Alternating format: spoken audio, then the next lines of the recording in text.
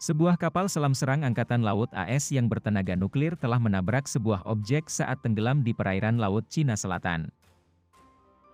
11 pelaut terluka, 2 menderita luka sedang dan sisanya mengalami goresan ringan dan memar. Semua personel dirawat di dalam kapal selam.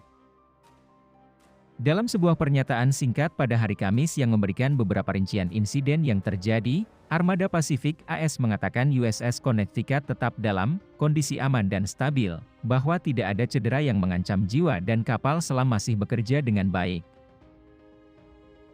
Pabrik propulsi nuklir kapal selam kelas Seawolf tidak terlalu terpengaruh.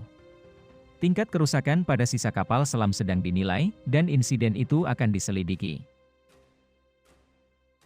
Tabrakan itu terjadi di tengah meningkatnya ketegangan di kawasan Laut Cina Selatan, dan pada akhir pekan yang sama ketika kapal induk AS dan Inggris melakukan latihan militer dengan Jepang, Kanada, Belanda, dan Selandia Baru di utara Taiwan. Grup pemogokan kapal induk Inggris sejak itu telah melakukan perjalanan ke Laut Cina Selatan, menunjuk pada kepentingan vitalnya sebagai rute perdagangan maritim.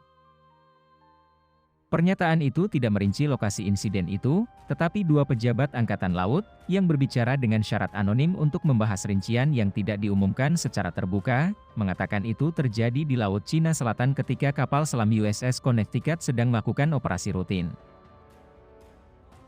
Para pejabat mengatakan kapal selam itu kemudian menuju pelabuhan di Guam. Mereka mengatakan insiden itu tidak diumumkan sebelum Kamis untuk menjaga keamanan operasional.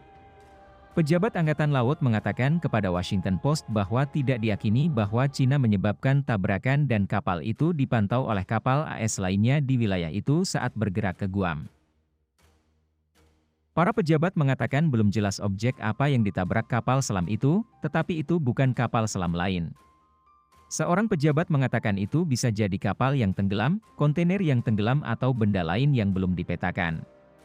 USS Connecticut panjang 107 meter atau 353 kaki, multimiliar dolar ditugaskan di era Perang Dingin dan merupakan salah satu dari 3 kapal kelas Serigala Laut.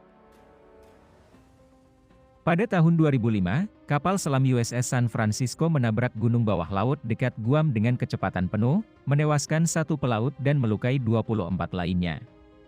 Cina mengklaim hampir semua Laut Cina Selatan yang kaya sumber daya, yang dilalui perdagangan pengiriman triliunan dolar setiap tahun, dengan klaim yang bersaing dari 4 negara Asia Tenggara serta Taiwan.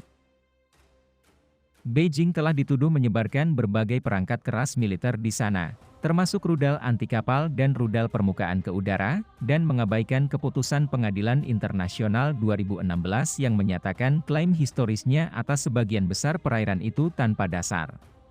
Ketegangan telah meningkat dalam beberapa bulan terakhir antara Beijing dan penuntut saingan.